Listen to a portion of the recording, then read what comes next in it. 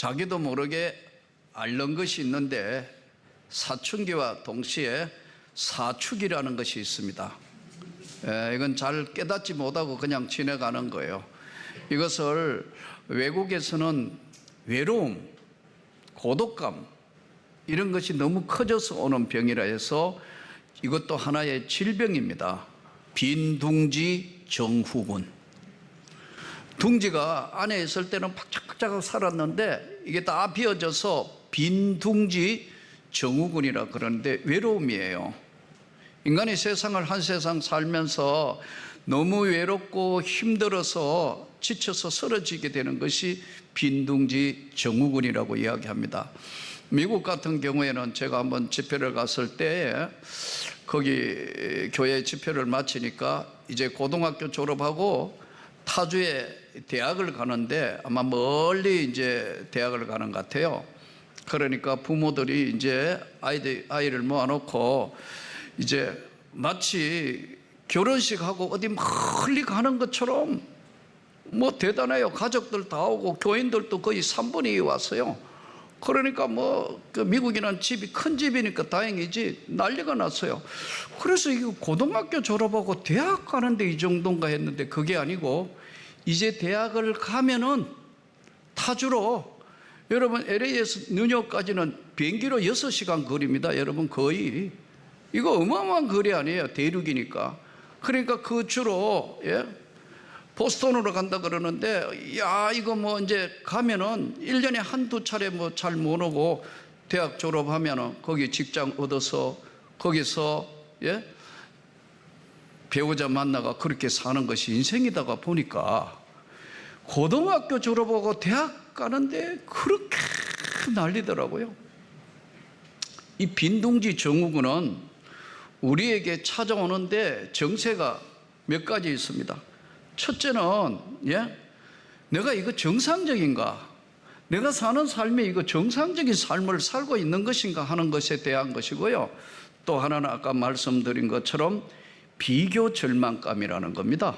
한 번도 경험해 보지 못했는 외로움, 마음속에 심적으로 내려놓지 못하는 쉼이 없는 일상, 경험적으로 누구에게 말할 수 없는 열등감, 이런 것이 바로 비교 절망감이 찾아올 때 이때를 빈둥지 정후군이라 그래요.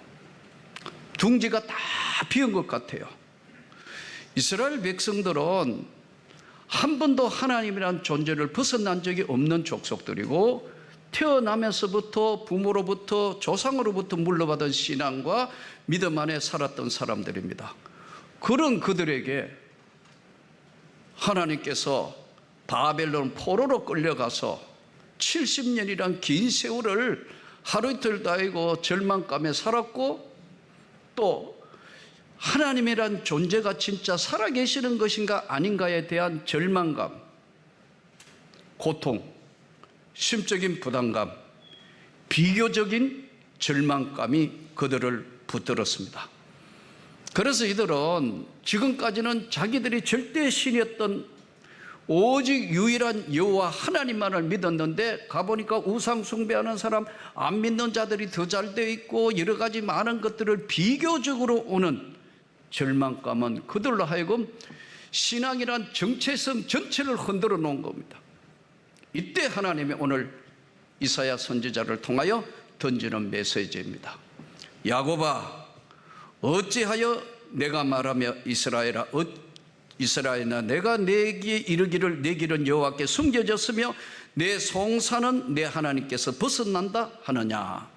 야곱아, 이 야곱이 나중에 하나님 만나니까 하나님께서 야곱에게 너는 이스라엘이라 하라, 하나님의 영광이라는 이름으로 바꿔주셨는데 야곱아 어찌하여 내가 말하며 이스라엘아 내가 어찌하여 내 길은 하나님께서 도무지 열어주시지 않고 다 숨겨놓은 것 같다. 삶에 너무 지쳤다. 너무 고통스럽고 너무 힘드는데 하나님께서 숨겨 계시며 숨겨졌으며 내가 하나님 앞에 많은 기도를 했고 하나님 앞에 많이 구했는데도 왜 하나도 하나님께서 듣지 아니하시고 내 하나님에게서 벗어난다 하느냐? 너는 알지 못하느냐? 너는 한 번도 하나님이라는 존재를 제대로 알지 못했고 듣지 못하였느냐?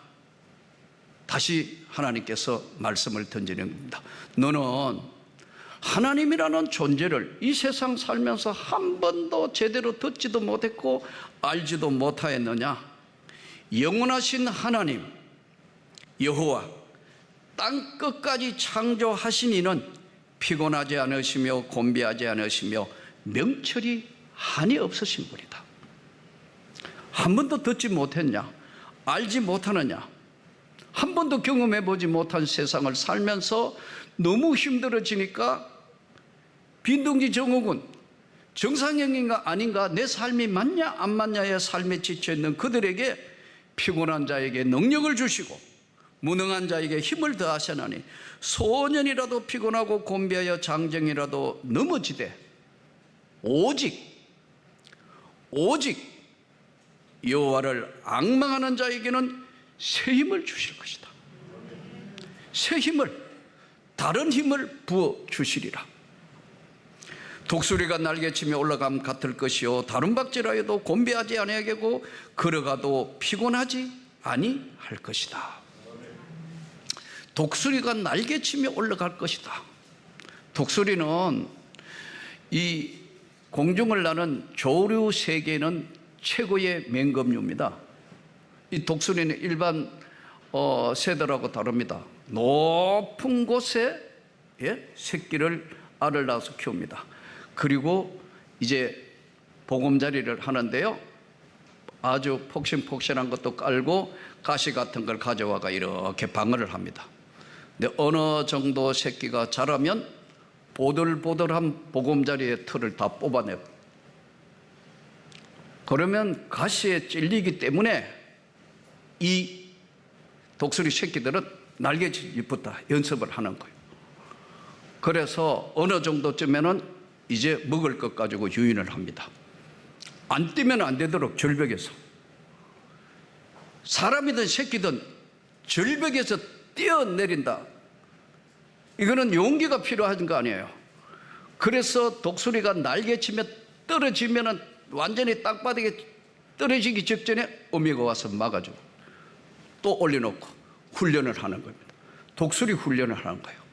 맹금류가 그냥 맹금류가 되는 게 아니에요. 그래서 이 독수리가 이제 새끼에서 어미가 되어 힘을 얻을 때는, 독수리 여러분 동물의 세계도 한번 보세요. 독수리가 쫙 올라가가지고 날개를 쫙 펴고 그제 공중에서 소위 상승 기류를 타는 겁니다. 날개에서 계속 하는 게 아니에요. 올라가서는 그 다음에 날개를 펴고 바람에 그 상승 기류로 움직이는 거예요. 위에서 보고 있다가 토끼가 움직인다, 여우가 움직인다, 맹렬한 속도로 내려가서 낚아채서 잡습니다. 독수리가 날개치며 올라가는 놀라운 힘을 주실 것이다.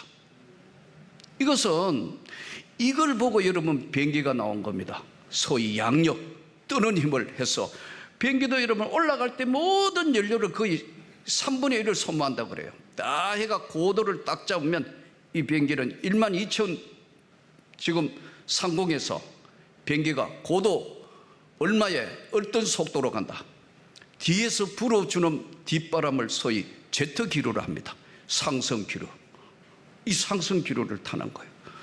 우리가 오늘 예수를 믿으면서 너 알지 못하느냐? 한 번도 제대로 듣지 못했느냐? 독수리 날개치며 올라갈 것 같은 새 힘을 너의 하나님께서 부어 주시리라. 이스라엘 백성들은 아까 말씀드린 게 한 번도 그런 경험을 해보지 못했어요. 왜냐하면 그냥 하나님이란 절대 존재를 이성적으로 자기 부모에게 조상부터 믿어온 그 울타리를 한 번도 벗어나지 못했어요. 믿음이라는 것은 광야에 섰을 때 찬바람을 맞아가며 고통을 맞아가며 아픔을 느껴가면서 영적인 싸움을 했을 때 생기는 게 믿음이에요. 아무리 조상적부터 믿음이 있다 하더라도 한 번은 본인이 한 번은 상승 기류를 만나지 못하는 믿음은 알지 못하느냐? 듣지도 못했냐? 믿음이라는 것은 거대한 영적 싸움이에요.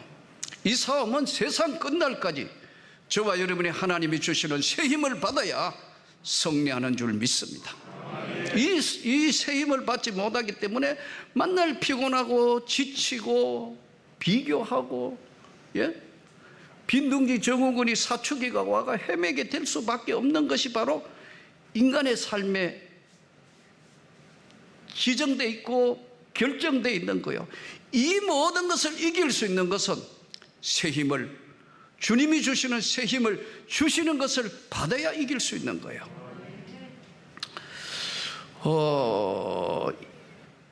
창세기 2장 7절에는 성경에 묘한 기절이 나와요. 창세기 2장 7절에 여호와 하나님이 땅의 흙으로 사람을 지으시고, 육신을 지으신 거 아니에요. 땅의 흙으로 사람을 지으시고 생기를 그 코에 불어 넣으시니 생명이 된지라. 아주 묘한 성경 구절이에요. 생기, 르아흐, 이 말은 하나님의 영, 하나님의 생명력, 하나님의 영을 부어주신 거예요. 그런데 하나님의 영을 부어주시니까 넣으시니 생명이 되었다. 생명은 뭐냐면요, 기력, 한마디로 살아있는 존재, 인격체, 하나님과 같이 호흡하고 하나님과 같이 생존하는 살아있는 영적 생명체가 되는데, 이때 아까 말씀한 하나님의 영이 생명은 불어 넣으셨는데 껍데기만 사는 것이 아니고 하나님의 사람으로 살려면은 생명이 되어서 거듭나서 하나님의 영광의 세계에 새 힘을 받을 때만 가능한 거예요. 바로 오늘 이 말씀이 생명체가 되었다. 살아있는 하나님의 사람, 생명체가 될 때, 이때는 전인격적인 사람으로 하나님의 성령께서 변화시켜 주시면서 하나님이 때로는 어려운 문제들도 어떤 질병이라든지 하나님의 권세와 능력이 나타나면 치료해 주신다. 해결해 주신다. 능력으로 역사하시고 하나님께서 인도해 주신다. 어떤 사람들은요, 이 코로나가 오고 난 뒤에 많은 사람들이 한국교회에 대한 비판도 많았고 여러 가지 예배에 대한 쓴소리도 많았어요. 저는 다 맞다고 생각합니다. 냉탕 온탕을 오가면서 제대로 예배 못 드리고 어떤 교회는 막 끝까지 한가하다가 뭐 폐쇄도 되기도 하고, 얻은 것이 마녀냐 틀렸다는 이런 논리의 문제가 아닙니다. 이런 것도 많았습니다. 정말 예배를 제대로 드리지 못했기 때문에 하나님 앞에 은혜를 잃어버린 것도 많습니다. 그러나 반대로 얻은 것도 많습니다. 깨달았다 이거예요. 하나님 앞에 바른 예배 드리는 것이 얼마나 중요하다는 것도 깨달았다. 잃어버리지 않았던 분은 얻을 수 있는, 한 번도 잊어버리지 않았기 때문에 당연한 것으로 알지만 예배의 중요성을 깨달았다는 거예요. 나는 이것이 코로나가 우리에게 준 귀한 깨달음이고 은혜라고 믿습니다. 믿음을 지키는 것은 희생과 참으로 많은 대가를 지불할 때만 오는 것입니다. 성령으로 생명으로 충만하기를 축복합니다. 우리 모두가 독수리 날개치며 올라갔던 그런 새 힘을 하나님께서 부어주시도록 우리가 구하고 그 하나님의 은혜를 입기를 축복합니다. 사탄의 세력과 영적인 것을 물리칠 수 있는 것은 새 힘을 받을 때만 가능한 겁니다. 사람의 힘으로는 감당도 안 되고 이길 수도 없고 우리는 넘어갈 수도 없는 것이 바로 우리 삶입니다. 오늘 또 하나님께서 우리에게 이 새 힘을 부어주시는 우리에게 피곤치 아니하고 곤비치 아니하고 달려가도 무엇을 하든지 아무런 것들도 하나님께서 은혜를 주시고 새 힘을 불어 넣어 주시면 감당할 수 없는 일들도 감당할 수 있는 힘과 능력을 부어 주시는 줄 믿습니다. 개척교회 해볼 때 참 힘들고 어려운 시간에 저희 집사람하고 제가 개척교회를 하는 때 참 정체성 문제로 참 많은 고민을 할 때가 있습니다. 특히 우리 집사람 같은 경우에는 적은 나이가 아닌데 그 시대에 여러분 대학을 나와서 학교 선생을 했습니다. 중학교 교사를 했다고요. 근데 개척교회 해보니까 참 힘들고 너무 어렵고 고난이 찾아오고 하니까 우리 집사람이 친구들 한번 만나고 오면은 기가 푹 죽어가지고 나는 뭐지 하는 생각을 하는 것 같아요. 그러니까 나는 속으로 말은 못하고 쟁기를 잡고 뒤를 돌아보는 자는 하나님 나라에 합당하지 못하다, 그런 말은 안 했어요. 그러면 시험 들어가 싸울 것 같아서 혼자서 중얼중얼 하는 겁니다. 그러나 여러분, 이 정체성이라는 건 아까 말씀드린 절대로 쉽게 극복되는 게 아니에요. 친구들 만나보니까 대단하고 그래도 그 당시에 대학 나오고 선생을 했는데 이건 개척교회 정말 헤매고 참 어렵고, 또 여러분 개척교회라는 게 개성이 강한 사람 이 정도 우리가 규모가 돼 그렇지 개척교회 때 몇 명 아는 데인데요, 고집사람 고집 피우고 박집사람 바가지 끌고 허집사람 헛소리하고 김집사람 김 빠진 소리하고 이 집사는 이 집 저집 기웃거리고 위아 동문이에요. 똑같아요. 여러분, 의인은 한 사람도 없고 다 같은 거예요. 고만고만한 것이 인생이에요. 그러니까 정말 힘들고 어려운 삶이었습니다. 그런데 시간이 지나면서 아까 말씀드린 것처럼 하나님의 새 힘을 구했다고. 그 하나님의 새 힘은 오늘 우리 모두에게 필요하고 하나님이 역사하시는 줄 믿습니다. 아멘. 생기를 불어넣으니 생명이 되었다. 독수리가 올라갈 때 상승할 수 있는 그 놀라운 기류, 이렇게 될 때는 인생 역전이 되는 겁니다. 대표적인 성경에 나오는 사람이 다윗이에요. 다윗 안 보세요? 성경에 이새의 8째 아들로 아무도 주목하지 않습니다. 껍데기 아니에요. 있으나 마나한 거 8째 아들이니까. 그런데 사무엘이 와서 왕으로 성령의 기름을 붓자 하나님이 그와 함께 하시는 겁니다. 그거 보세요. 그래서 목동으로 끝낼 인생을 하나님이 다윗을 역전 인생으로 그를 사용하시는 거예요. 성경에 우리가 너무나 잘 아는 요셉 보세요. 종으로 팔려가고 형편없이 이거 다 끝난 인생인데 하나님이 그에게 새 힘을 생령을 부어주시고 하나님의 생기의 성령이 역동적으로 역사하시니까 그가 여러분 감옥에서 나오면서 총리가 되어서 세계의 기근을 해결하는 해결사로 역전 인생이 되었습니다. 또 하나님이 새 힘을 부어 넣어주시면 값진 인생이 돼요. 저는 성경을 읽을 때마다 예수님이 왜 제일 모자라고 못 쓰는 것 하층민 계급인 어부를 사용하셨을까? 똑똑한 건 많이 있을 텐데 그 갈릴리 바닷가에 하루 먹어 하루 벌어 하루 사는 고기 잡는 인생, 오늘 이야기하면 3대 업종 아니에요. 바다에 나가면 풍랑 때문에 물에 빠져 죽을 수도 있고 돌아와야 하루 이제 그게 수입이고 이렇게 인생 사는 베드로에게, 베드로야, 너는 사람을 낚는 어부가 되게 해라. 그물을 배 오른편으로 던져봐. 기적을 체험하며 은혜를 체험한 베드로가 예수 앞에 나는 죄인입니다. 저 같은 것은 떠나시는 것이 좋습니다. 아니야. 네가 나를 사랑하기만 하면은 나는 너의 인생을 가장 값진 인생으로 바꾸어 놓을 수 있어. 이것이 예수님의 이야기입니다. 오늘 또 우리가 이 세상 살면서요, 우리는 지친 삶을 살고 이 모양 저 모양으로 다 고통스러운 데 사는 사람이 많습니다. 초대 한국교회에 선교사들이 와서 정말 많은 눈물을 흘렸습니다. 죽기도 많이 했고요. 그들이 끝까지 포기하지 않는 것이 하나가 뭐냐면, 하나님, 이 흑암에 앉은 조선 땅에 주님의 거룩한 빛을 비춰주십시오. 포기하지 않고 기도했던 사람들이 바로 선교사들이었습니다. 저들에게 처음 왔을 때 보니까 반상의 법칙이라 해서 양반 상놈 이것만 가리고 있는 이 조선족, 조선 백성에게 예수의 생명의 복음이 전해졌습니다. 변화가 일어나기 시작했습니다. 그런데 또 나라가 없어져 버렸습니다. 일제시대에 희망이 없는 그들에게 조국의 희망은 오직 예수 그리스도라는 걸 그들에게 복음을 전했습니다.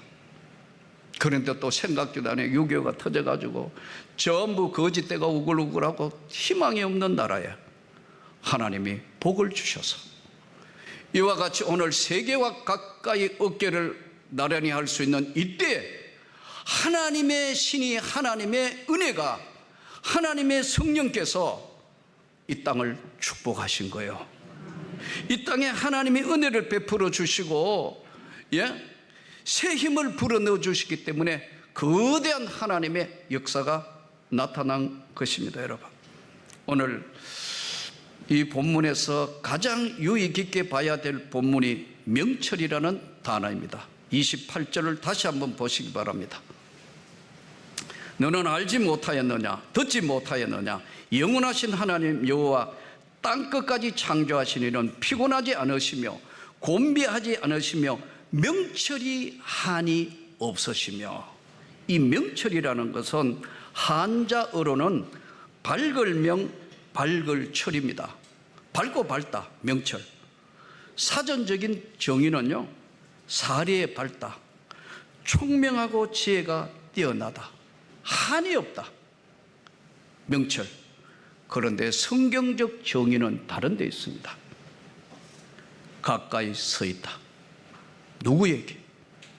하나님께 가까이 서 있는 자, 명철. 저는 저와 여러분이 다 명철해지기를 축복합니다. 아멘. 그분은 명철이 한이 없으신 그분 앞에 오늘 우리가 서 있다. 가까이 서 있다. 가까이 서 있으면 하나님은 어떤 질병도 나는 고쳐주신다고 확신합니다. 하나님이 무엇이든지 이루게 해주신다는 거 믿습니다. 그 하나님이 인도해 주실 것도 믿습니다. 한이 없으신 하나님 앞에 가까이 서 있는 우리 모두가 되고 한 주간이 되기를 주 예수 이름으로 축복합니다.